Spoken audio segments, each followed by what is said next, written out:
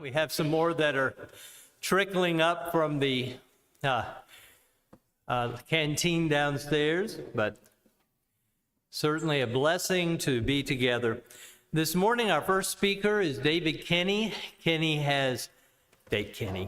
has spoken to us at every one of our owls. It's been a long time, and certainly we've appreciated his friendship to this congregation. Looking forward to what he has to say. David?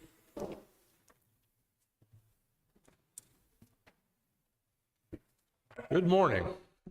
I know it's a little early on a Saturday to be doing these kinds of things. We had a very nice drive over, and I tried to wake up on the way here, and Annette drove, and I managed to, wake up pretty quickly. So it worked out really well for me. I'm glad you're able to be here. Appreciate very much the invitation to be here. Greg is right. I think this is the 12th year, if I'm counting right, the Ohio Winter Lectureship. And I want to commend the leadership here for conducting these lectureships. There's not a lot of opportunities to do these kinds of things. So I'm very thankful when I see all the programs that the Kenney congregation does. I'm trying to remember that, if I can get that right.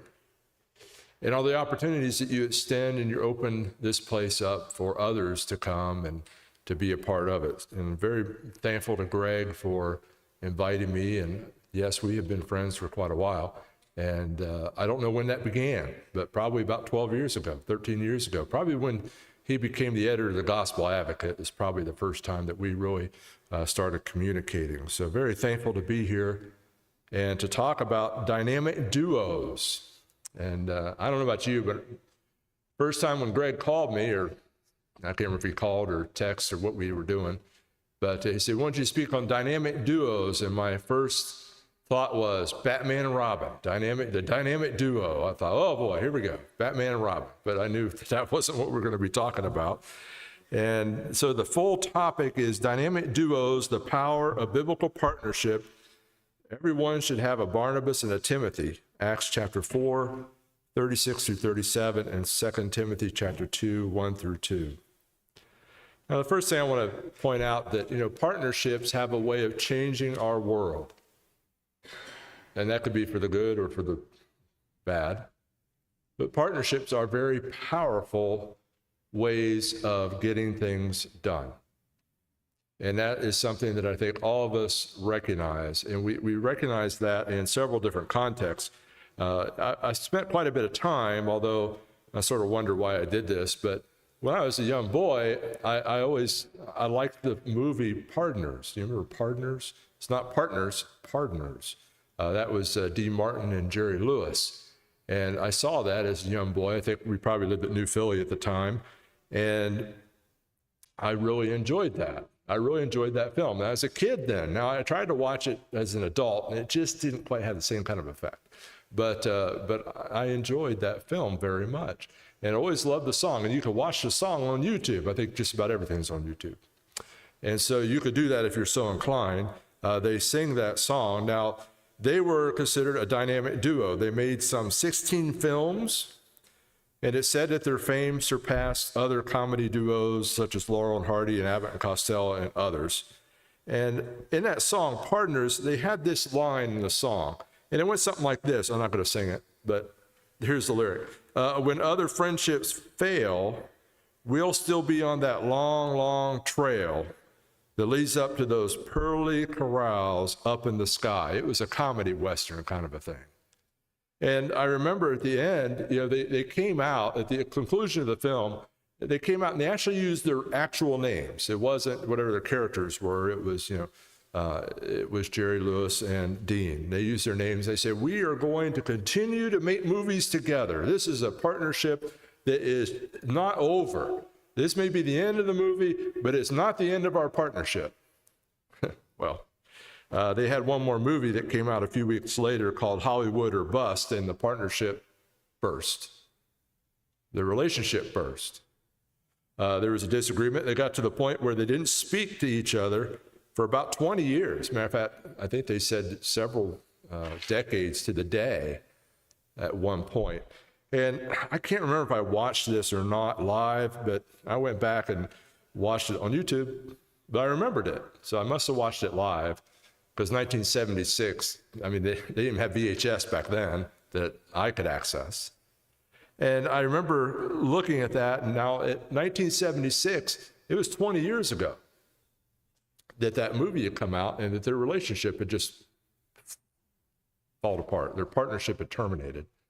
And it took someone like Frank Sinatra, that's who it was, Frank Sinatra, to come out on the telethon. You know, Jerry Lewis does the muscular dystrophy telethon. And it's interesting, you know, he comes out and he sort of butters up, sets up Jerry Lewis, and he's, I got a friend that wants to meet you. And Jerry Lewis he just probably didn't know who it was, or probably suspected at that time. And of course, you can't run off, he's hosting it. But it was Dean Martin. And Dean Martin came out, and it was interesting that Dean Martin and Jerry Lewis didn't sing together. It's actually Dean and Frank. And if you watch that interaction, it was a forced event. And I got to tell you, even as a kid, you'd watch that, and it's just pathetic to see grown men act the way they did. It was painful. I mean, they weren't nasty to each other, but it was clear that they both cared about each other, but there was so much conflict.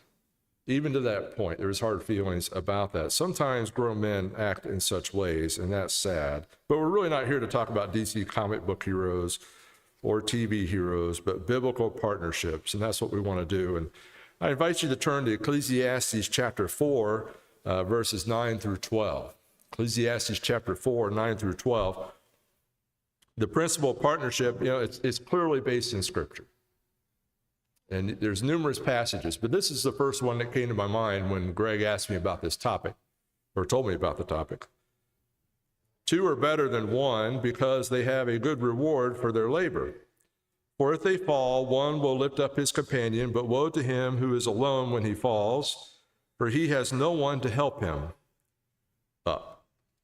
Again, if two lie down together, they will keep warm, but how can one be warm alone? Though one may be overpowered by another, two can withstand him, and a threefold cord is not quickly broken. Ecclesiastes chapter 4, 9 through 12. That's from the New King James Version, in case you're curious.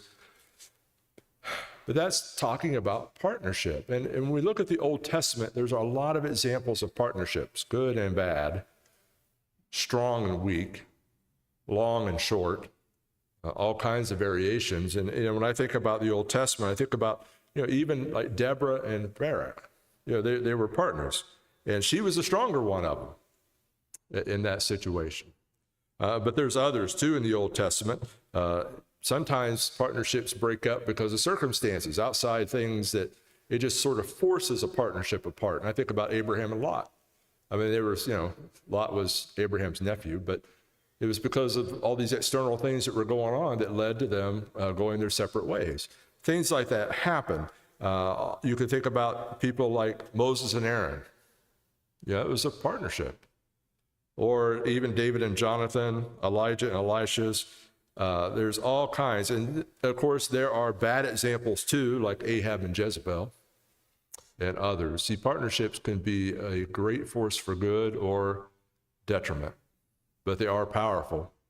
In the New Testament, you had the same kind of thing. You have people like Aquila and Priscilla, Peter and John, Jesus and John the Baptist, even if you want to look at it that way, Mary and Martha, and there's others. But we're focused on Barnabas and Timothy.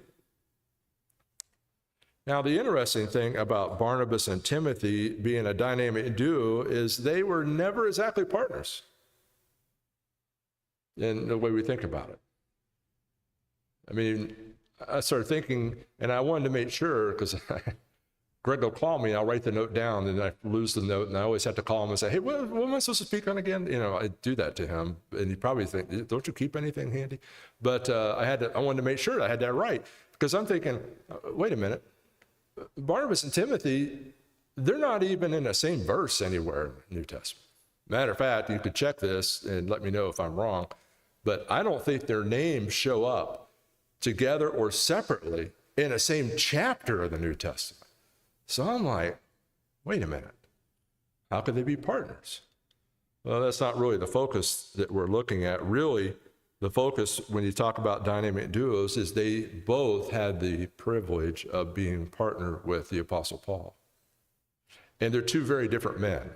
Of course, Paul's a very different person as well.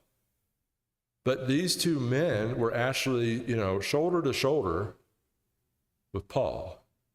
Now, you sort of have to ask yourself, at least I do, what kind of quality of a person would you need to be in a partnership with the Apostle Paul? That's sort of interesting to think about, and that's really what we're thinking about today. And we'll talk a little bit about Barnabas, and we'll talk a little bit about Timothy, because these are great examples of the importance of something that we always need more of, and that's mentors, mentees, training, teaching, development. Those things, we will always have need for that. And we always need more of it. And so as we look at the life of Barnabas, and I sort of did it chronology a little bit. Sometimes chronology is a little tricky, so you may not agree totally with the chronology. But Barnabas really comes on the scene around 34 in Jerusalem. In Acts 4, 36 through 37, it says that, and Joseph, who was also named Barnabas by the apostles, which is translated son of encouragement, a Levite of the country of Cyprus, having land, sold it and brought the money and laid it at the apostles' feet. So if you notice at that passage, you know that Barnabas was not his name at birth. His name was Joseph or Joseph. And that's sort of interesting to think about. And when you look up the word Barnabas, and Barnabas is sort of an interesting name, but you don't really have to worry too much about what's that really mean, because they tell you why they called him that, because he was a son of consolation. He was a son of encouragement and comfort. Barnabas is the kind of person that you really want to have around you. You really want to have this kind of person around you. And the apostles, they recognized that, and they called him Barnabas. Now, you notice there in that text, he's obviously Jewish, being a Levite. It doesn't really state that he's a priest. Now, he might have been, maybe not, it doesn't really say. Sometimes people think that all Levites, males, were priests. Well, that's a little debatable. But if you were going to be a priest under the law of Moses, you had to be a Levite.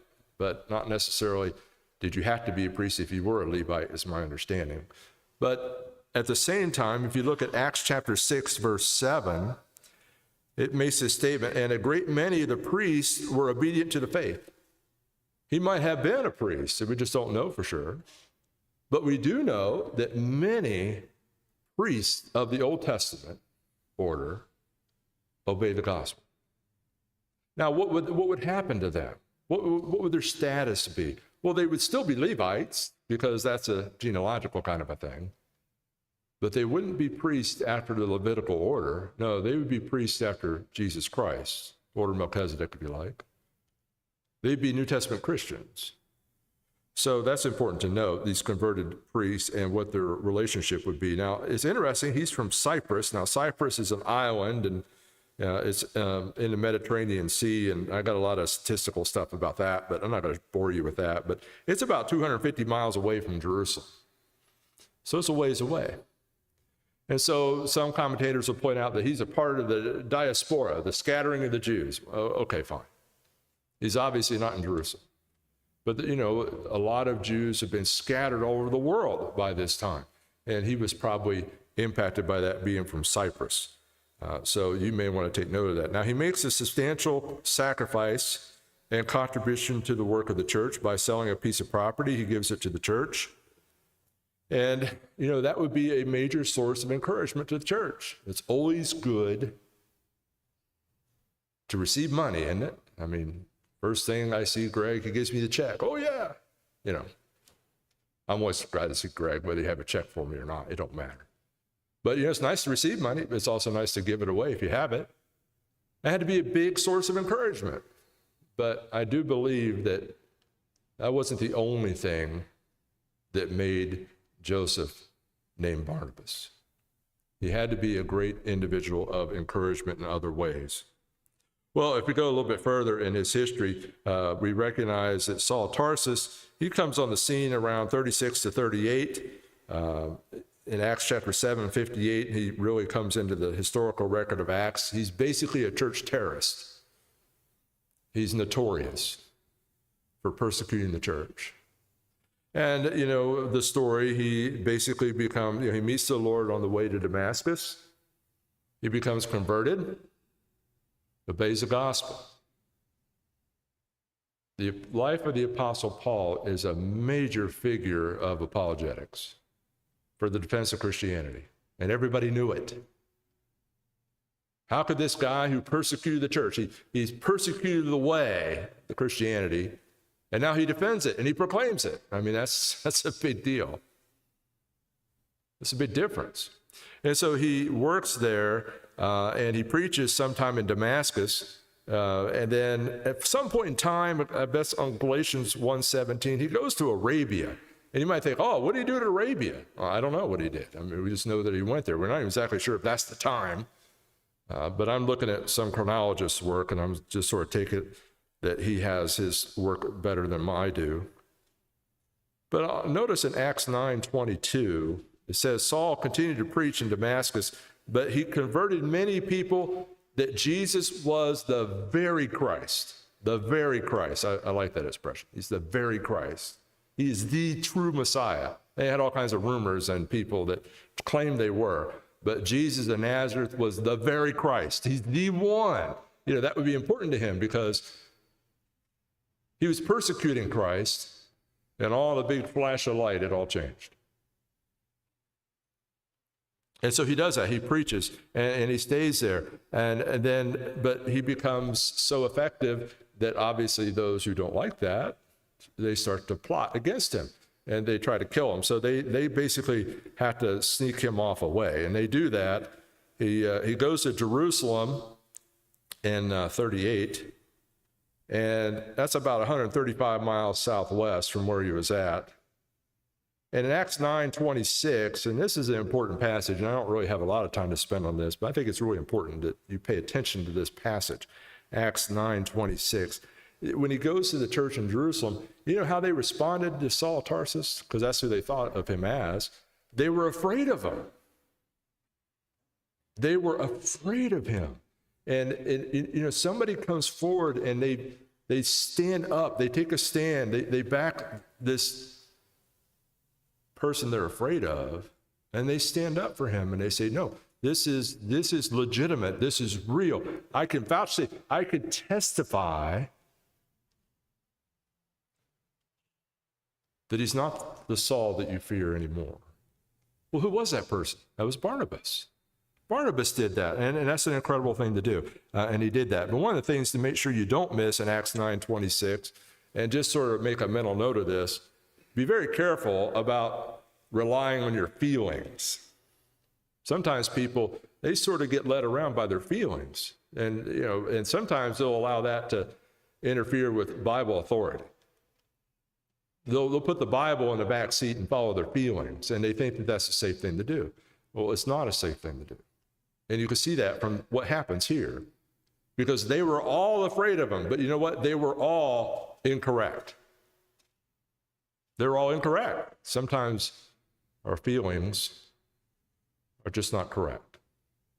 So be very careful about being led around in religion by your feelings. So pay attention to that.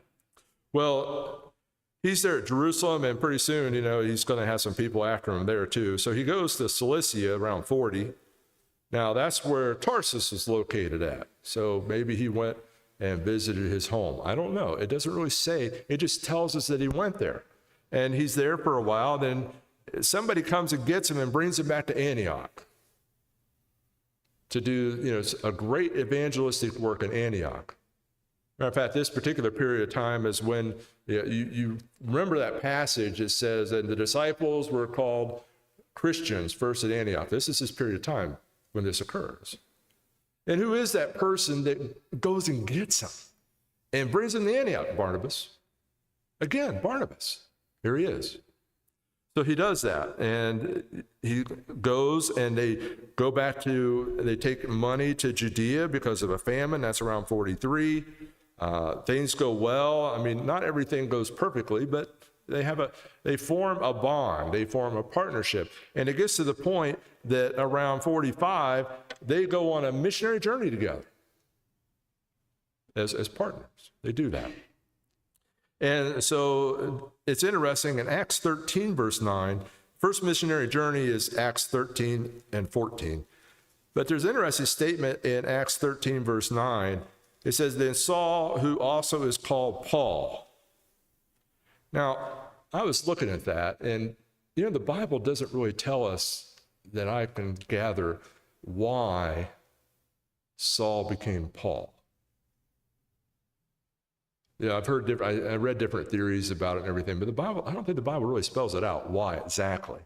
But it's interesting to note that from that point on, it seems like every time Paul speaks or is written about, he's Paul. But when Paul was talking about the way he was before he was converted, he uses Saul.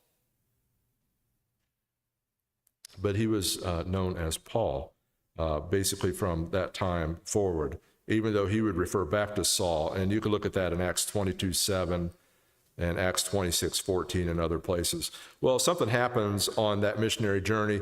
They bring a guy by the name of John Mark. He's related to Barnabas. And maybe he was young and inexperienced. Maybe he wasn't prepared for such a thing. But very early in the journey, he goes back home. Now, that may not be a big deal in our day and age. I mean, if I called Greg up and said, hey, I got COVID and I can't be here, he'd be like, but he would survive very easily. He has great contacts that would fill in for me anytime. It'd be a nuisance to him. But this is more than that. When you're on a missionary journey in a foreign land, you depend on partners. And so that's a big problem. Matter of fact, when the next missionary journey comes up, Barnabas wants to bring John Mark, and Paul won't let it. And they have a big argument about it. But there is an interesting event as well in Lystra. Paul and Barnabas are there on this first missionary journey, and this is the place where they called Paul Hermes and they called Barnabas Zeus. And that's sort of interesting.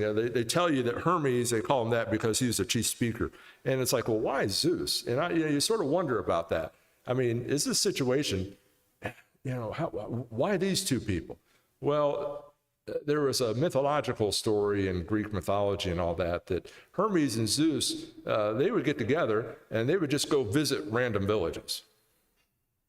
And if people received them, there's one of these accounts. If they received them, they greatly blessed the people that did. Matter of fact, there's an elderly couple that did that. And Zeus, and they disguised themselves, and then they revealed who they were, and they rewarded these people abundantly.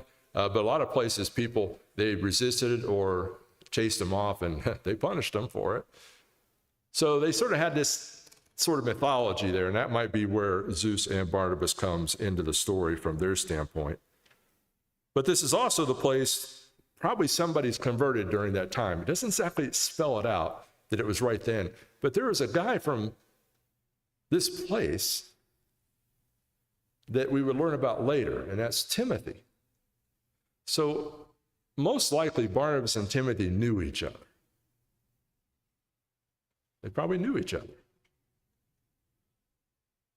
Well, the journey completes. They come back from that. Around 49, they have that conference over circumcision.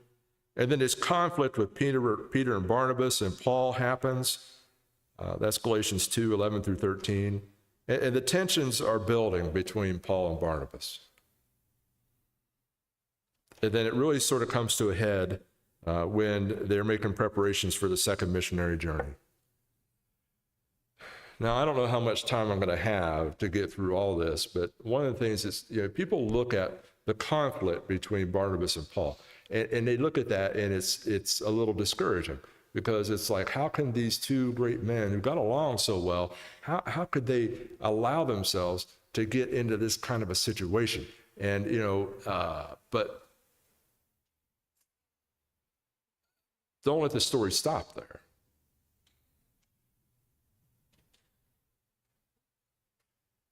See, they dissolved their partnership, but neither one dissolved their relationship with Christ. See, a lot of people would do that.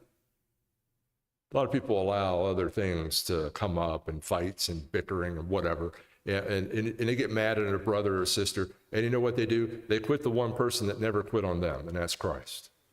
That happens. But that's not what happened here. Even at some point, if you look at 2 Timothy chapter 4, verse 11, Paul calls to have John Mark sent to him because he's useful to him for ministry. They split, Barnabas and Paul do right here. Their partnership is pretty much over together, but their work is not. Their work is not. Sometimes partnerships come to an end, but don't throw it all away. Well, let's talk about Timothy a little bit. Timothy, was probably converted on the first missionary journey. This will probably be around 47. On the second missionary journey, now this is Paul and Silas, because the split occurred. They come to Lystra and they invite Timothy to join them. And Timothy agrees to do that. Now you remember Timothy, he had a Greek father, and his mother and grandmother were Jewish, and they taught him the scriptures. And because of that, Paul decides to have Timothy circumcised, because that's a cultural problem that would be very difficult for audiences to deal with somebody in Timothy's predicament. His situation wasn't his fault, but Paul said, let's just do this and then we don't have to worry about it. And you can see that because some people say, well, why wasn't Titus circumcised? Well, because he was completely Jewish. He wasn't Jewish at all. He was completely Gentile. He didn't need to be. But Timothy's situation was different. So you want to pay attention to that and be aware of it. So he would go with them, and they would go on and do things together. And the church is growing, and these missionary journeys are successful. And the tactics, the strategies they would use, they would be a little different. And you'll see there that, Timothy, he wasn't always with Paul on these journeys. Matter of fact, Timothy stays at a place while Paul goes to a different direction. And so they're working together, and things unfold, and Paul ends up getting arrested. Paul gets arrested, and basically he's arrested there in Jerusalem. He is transferred to Caesarea for his safety. He goes there, and he appeals to Caesar. He has to deal with Felix, Festus, and Agrippa, all that kind of thing. You remember that. And then he's going to Rome. He's in Rome, and then Acts sort of stops there. So you're really getting into a situation where you're not exactly sure what happened, but it's believed that he was acquitted, and he probably went to Spain. Now that's Romans 15:24 through 28. What did he do in Spain? Well, I would love to tell you, but the text doesn't tell us. It just tells us he went there. A lot of things that we would like to know. But if you look at your history a little bit, you'll see that there was a great fire in Rome around 64. People turned their sentiment against Nero, and they started to blame him for it. Some people said he even started the fire. And public opinion turns against him, and, well, he just turns that against the Christians. You know about that if you read Tacitus and things like that. That kind of things happens, and so Paul left Timothy in Ephesus in 1 Timothy 1:3, and he's arrested again. 67 is believed to be the date, and this time it will go different. This time, by the time it's done, Nero would have Paul executed. Paul wrote to Timothy and asked him to come, and we're not even totally sure if Timothy made it to Paul before his execution. And the partnership ended.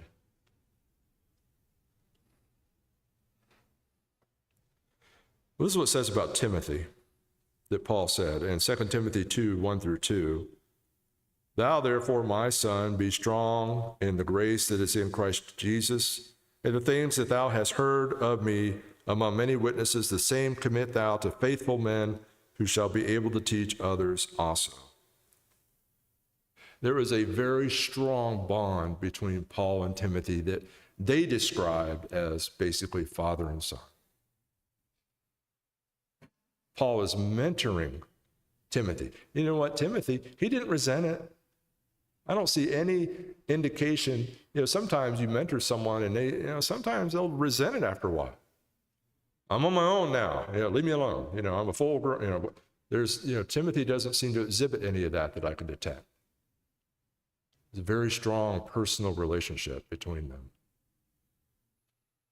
And it had to be very gratifying, to know that Paul could make such a statement, knowing that his execution was at hand, that he may not see Timothy again. But he had confidence that Timothy knew what to do, that he was doing it, and that he would continue to do it because he trained him. So when we think about dynamic duos, and you could probably think of some yourself, I jotted a few down. What kind of things can we take from Barnabas and Timothy, even though, we don't, know how well they knew each other, but they were both partners with Paul? What kind of things can we take from this as far as partnership? And one thing I want to make sure that is clear, Paul also benefited from that partnership. I am sure that Barnabas was a great source of encouragement to Paul when he was Saul of Tarsus. He had to have been. And Timothy, they think that probably by the time that Paul met Timothy, that probably his father had died. There's no reference to him. And people suppose that his father had died. And to lose your father,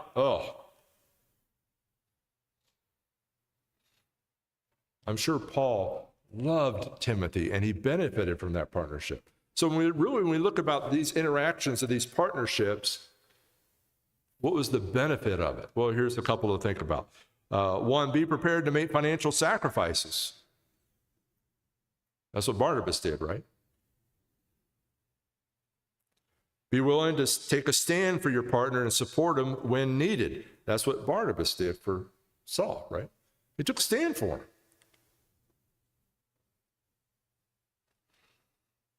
Be prepared to take a stand against your partner if the occasion calls for it.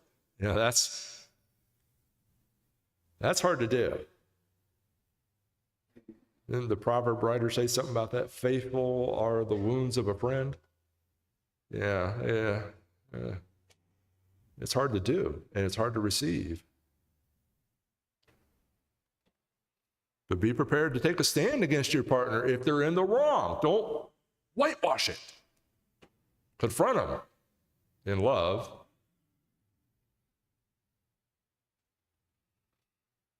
Be sure to pick your battles and ask yourself, I like this question, is this a hill I want to die on? Be sure to pick your battles, or the partnership may terminate. The battle, if you will, between Paul and Barnabas over John Mark, it was serious.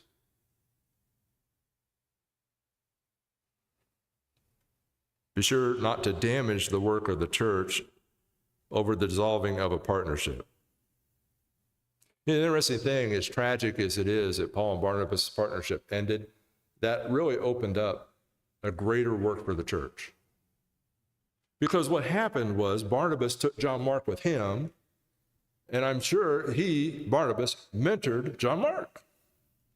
And Paul took Silas with him. So now instead of one missionary couple, you have two teams going out.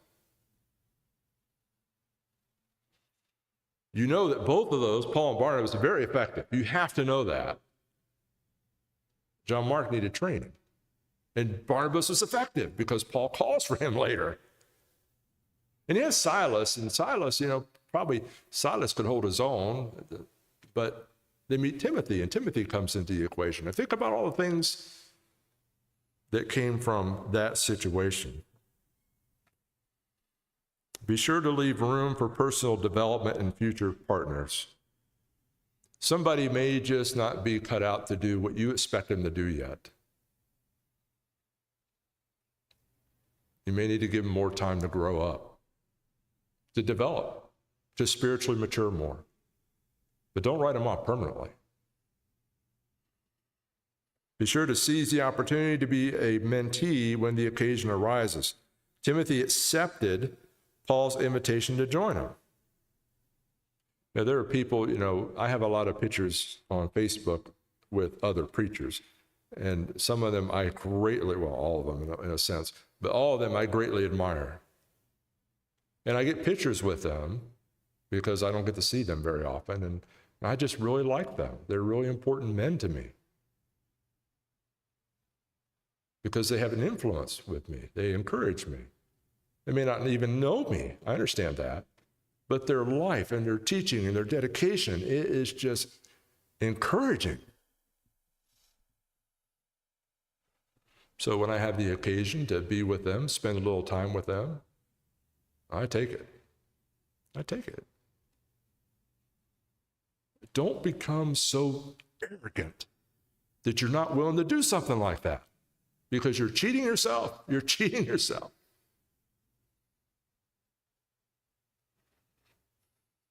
Be sure to study yourself, learn from others, teach to those who listen. Paul did that with Timothy, and Timothy listened. Here's another one. Be sure not to let bias and bigotry interfere with the work. The Lord's church is no place for bias and bigotry. And we got a lot of it. Bigotry, yeah, we got a lot of it. Even in this day and age. That's not really my topic. But don't think that's not a relevant point. You know, the interesting thing about Barnabas was Cyprus, Paul was from Cilicia, and Timothy was, they weren't even from the same town. But they all got along. They overcame these kinds of things that some people never get over. You're not even from, you're not even from the South. You're not from the North. Some people, that's the way they measure things. Don't allow those kinds of things to interfere with the work of the church or your effectiveness as a Christian. They didn't seem to let that go on. If it did come up, and it did in Galatians, they dealt with it. Well, some may want to be the Apostle Paul when it comes to a partnership. Some people, well, I'm willing to take on a mentee if I have to, or, I should have 50 mentees or whatever. I'm like the Apostle Paul. Well, you're not. Neither am I. And, I hesitate to say this, but I'm going to say it. And it's with deep respect for Paul, but you need to hear this. Paul was not Jesus. Paul was not Christ. Paul was not exempt from making mistakes. There's only been one perfect individual to walk this earth, and it was not the Apostle Paul. And you ought to know this, it's not you or me either. Realize that mistakes are going to be made. But instead of thinking, hey, I want to be like the Apostle Paul, which is not a bad thing. I'm not saying that's a bad thing. But let me encourage you in our lesson here to think about, how can I be like a Barnabas? How can I be like a Timothy? Any of you, I would ask you to raise your hands, but I know what the response would most likely be. Or any of you don't like being encouraged? Any of you just really like people that are discouraging to you? You really enjoy, an affliction? You really like people that get on your nerves and drive you crazy and run you down and just, you tend to avoid those people. But if somebody's an encourager to you, oh, yeah, give me 50 of those, right? Well, who's the encourager? Barnabas. Be an encourager. Be like a Timothy. Be willing to learn and to teach. I was thinking about this, and Greg and I really like restoration history, so I put this in here for him because I think he would like this because I know that he would. But I was reading J.W. McGarvey, and he was talking about the relationship that he had with Alexander Campbell. And in that article, he was talking about how great Alexander Campbell was, but he wasn't baptized by Campbell, he was baptized by Pendleton. He really liked Pendleton a lot. But he also talked about his great admiration for Thomas Campbell. Now just think about that for a minute. Thomas Campbell taught and trained Alexander. And when he was teaching him, you know what? One of the things that he expected Alexander to do, he had to go and study all these different things, but he also expected him to teach other students while he was doing it. He had, I can't remember how many, 3, 4? I can't remember how many students he had with him. One of them was, I believe, Robert Richardson. So here's Alexander Campbell. He's being taught for the ministry by Thomas, and he's teaching other people why he's being taught. Yeah, that's sort of the same kind of situation, isn't it? And then Alexander Campbell, he teaches all these other different people, but one of his students was J.W. McGarvey. Now just think about that. Thomas Campbell, Alexander Campbell, J.W. McGarvey. How much do you think those 3 men had an influence for Christ? Those 3 men. Well, think about Barnabas, Paul, and Timothy. You see, partnerships can be extremely powerful, extremely effective, extremely beneficial. Look for mentors who can help you grow. I can remember hearing this, and I've experienced it more than I would like to admit. But no matter how good you think you are at something, there's always someone better. You ever notice that? No matter how good you think you are, there's always somebody better. That's frustrating, isn't it? Well, I guess it depends on your attitude about it. But one of the things you should take, look for people to help you be better, because they're there. You may have to look for them a little bit. You can be greatly blessed by mentors. I'd like to tell you a little bit about President E. Claude Gardner. Back in 1987, E. Claude Gardner had a conversation with my father. I wasn't there, but my dad was trying to get me to go to Free-Hardeman. Now, 87, I was about 20, 21 years old. And Dad had decided I needed to go to Free-Hardeman. I wasn't sold on the idea so much myself at the time. I had other priorities. I'm not saying that's right. But I remember Dad came home from the lectureship. He said, I talked to E. Claude Gardner, who I had never met. He's the president of the college, which I didn't care about at the time. And he said, I told Brother Gardner that David really needs to come to Free-Hardeman, but he just doesn't think he can afford it. And Brother Gardner told him, he said, you tell David we want him at Free-Hardeman. We want him to come, and we will make it to where he can come. All he has to do is say he wants to come, and we'll do it. Graduated from there in 91. Met my wife there. We got married in 91. Both our children are graduates. Well, one's getting ready to graduate here pretty soon. But pretty soon, both of our children will have graduated from Free-Hardeman. The last person maybe to graduate from Free-Hardeman is going to be probably me.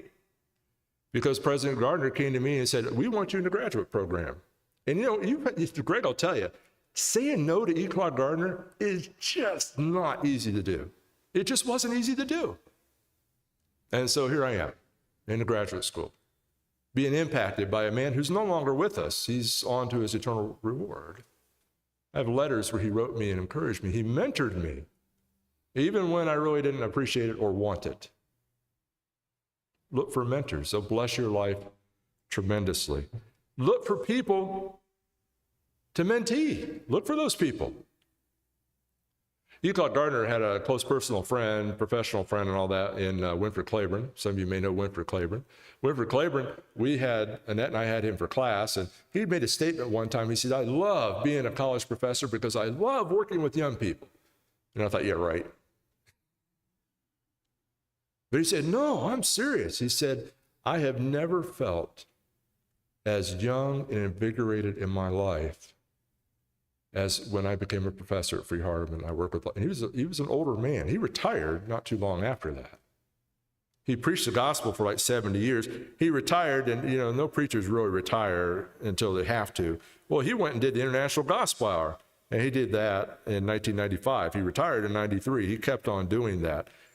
Well, how could he do that? Because even though maybe the people around him, those young people, they may not have realized it, is because he was willing to allow them to have an influence on him. And he was greatly blessed for it. Well, how do I get somebody to mentee? How does that kind of thing? Well, I could suggest to you, try the Barnabas method. Be an encourager. Pray and wait. Opportunities will come. Well, in conclusion, there's an expression that I came across when I was making this study, and I sort of liked it, and I think it rings true. It says, pursue Paul, find a Timothy, and be a Barnabas. Pursue Paul, find a Timothy, and be a Barnabas, a dynamic duo. Thank you very much for your time.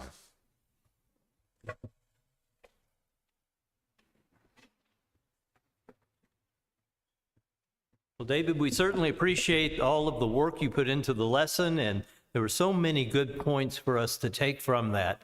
Thank you all again for being here. We're going to take a 13-minute break, and we will start again at 9 o'clock.